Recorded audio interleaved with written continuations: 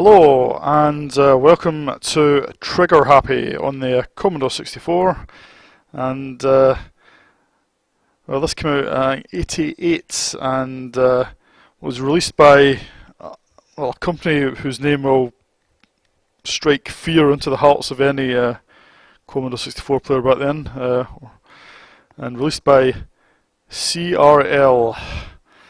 And to be fair, CRL did release Tau Ceti, well, that's about the only decent Commodore 64 game that I can think of off the top of my head. They managed to release just an amazing amount of shit on the C64, but maybe I'm being too harsh. Let's take a look at Trigger Happy. So let's get started. Password, I don't have a password, so I remind you that this is a full price game, so it would have cost £10 back in 1988, and we're off!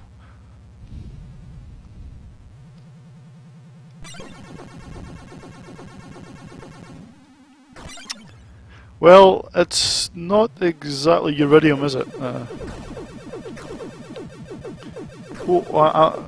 As well as having jerky scrolling, it also has slowdown.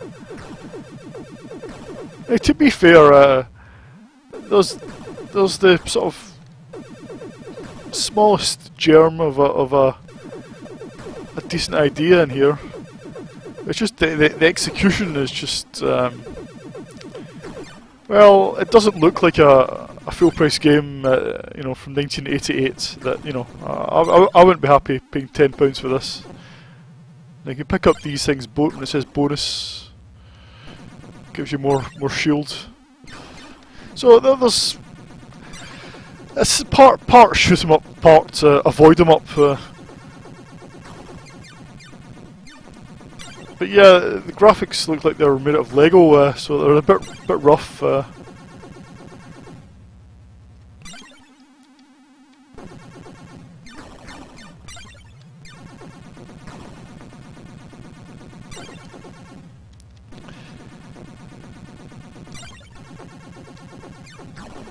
Yeah, considering how easy it is to do smooth scrolling on the C64, I'm amazed at how jerky the scrolling is. I mean, it's, you know, to do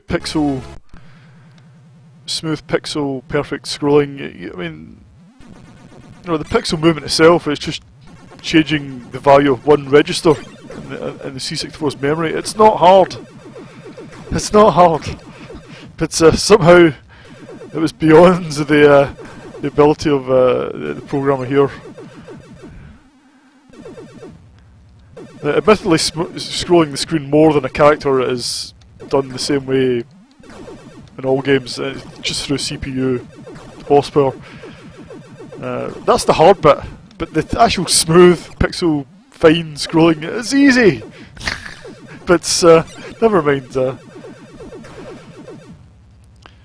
Now, to be fair, the main sprite is impressively large, if not impressively detailed, but I think these are sort of mines that, yeah, you've got to avoid all those bits. God, not doing very well here.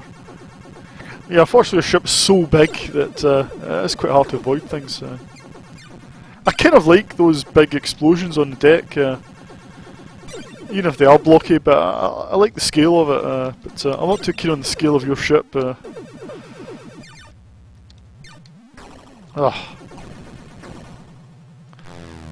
Another game over.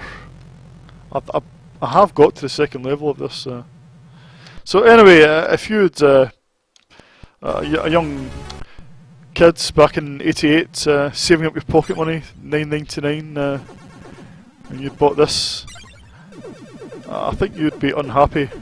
In fact, I think I would be sabotaging the tape and taking it back to the shops in the hope that I could get something else. Or I could have read the Zap review. I think this has got, you know, pretty low score, about 13% or something. Can't remember the exact number, but it wasn't high.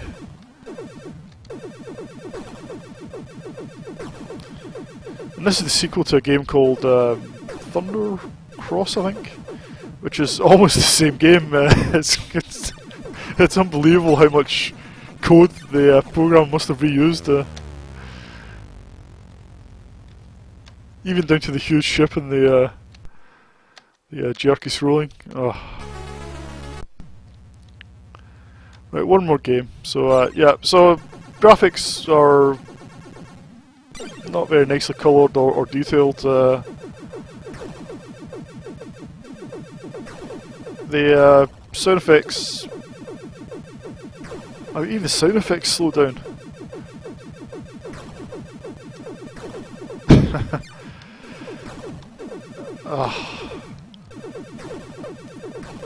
The things I do to, maintain a retro game review channel. I mean, this is going beyond the Call of Duty, really. I mean, it's just, after I've reviewed this, I'll never play it again, ever. So yeah, I mean, even, I mean, this, I mean, even the standard of a VIC-20 game would be higher than this, I think. An early VIC-20 game.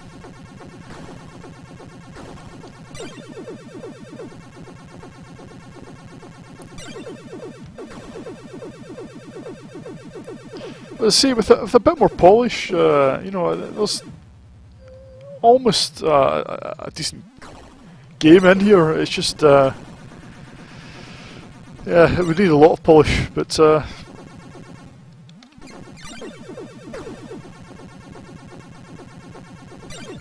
and having seen the later levels, that the graphics don't change by a great amount.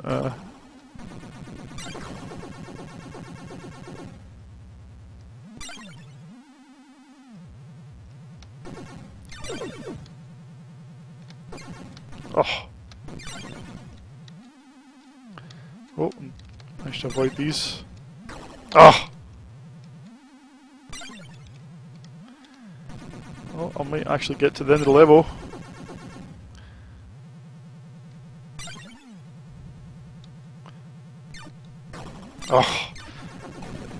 Oh, so close. I think that was the end of the level. Right, so that's trigger happy for you.